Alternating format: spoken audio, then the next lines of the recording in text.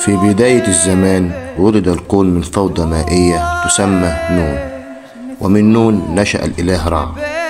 رع الذي أنجب 2 شو وتفنوت، ومن زواج شو وتفنوت ولد 2 جب إله الأرض ونوت إلهة السماء، ومن زواج جب ونوت جاء 4 وهم أوزوريس إيزيس وست ونفتيس. أوزوريس الكبير علم الناس الزراعة، حكم بالعدل، وكانت بجانبه زوجته وأخته إيزيس إلهة السحر والأمور. بس كان فيه واحد قلبه مليء بالطمع والحسد والغيرة، وهو أخوه ست علشان يخلص من أخوه أوزوريس دبر له مؤامرة. إيه هي المؤامرة دي بقى؟ عمل تابوت وعمل وليمة كبيرة، وقال اللي هيخش في التابوت دوت ومقاسه هيجي على التابوت هياخده كهدية ليه. بس نرجع 5 كده ورا شوية. عمل التابوت دوت ليكون مناسبا على طول أخوه أوزوريس. كل اللي في الحفل دخلوا التابوت، محدش على مقاسه حاجة، لحد لما دخل أوزوريس التابوت قفل عليه ورماه في نهر النيل. إيزيس لم تهدأ، بدأت تبحث عن زوجها أوزوريس، وبالفعل لقيته، بس اللي كان وراها وماشي بتحركاتها هو لحد لما لقاه تاني. قام بتقطيع جسد أوزوريس على عدد أقاليم مصر قديما هم 14 قطعة، وحط كل قطعة في إقليم مختلف من أقاليم مصر. إيزيس لم تهدأ أيضا، وبدأت بتجميع قطع زوجها أوزوريس بمساعدة نفتيس أختها وإلهة تحنيط تحوت.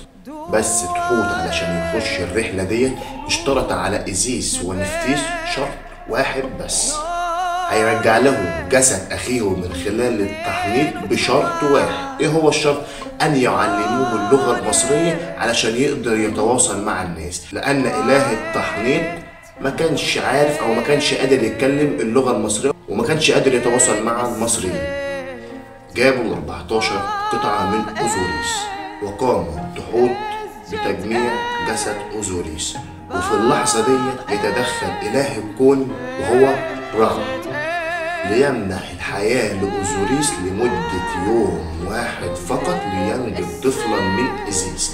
وبالفعل حصل، أوزوريس رجع للحياة يوم واحد، وزوجته إيزيس أنجبت طفلا وسموه حورس. اتربى في الدلتا بعيد عن عمه اتربى مع العمة والمزارعين في الدلتا، وكبر على حلم واحد بس، وهو استرجاع عرش أبيه أوزوريس من عمه حورس كبر، وحانت اللحظة لاسترجاع عرش أبيه من عمه بدأت الحرب بين حورس في أحد النزاعات قام بفقع عين حورس اللي احنا عارفينها دلوقتي، اللي هي عين حورس اللي هي بتدل على رمز الحماية. بس برضه فضل مغتصب للعرش. وبعد تجمع الآلهة المصريين اتفقوا على حاجة واحدة، وهو عزل ومنح حورس عرش مصر. نرجع تاني بقى لأوزوريس اللي هو رجع للحياة يوم واحد. وهو راح فين تاني بعد كده؟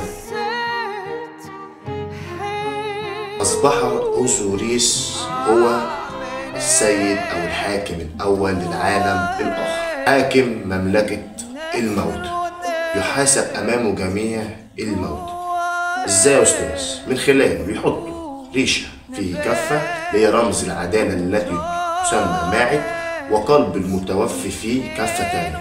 إذا رجحت كفة قلب المتوفي فإنه هو إنسان ظالم فيعذب، وإذا رجحت كفة الريشة فإنه إنسان عادل فيدخل الجنة.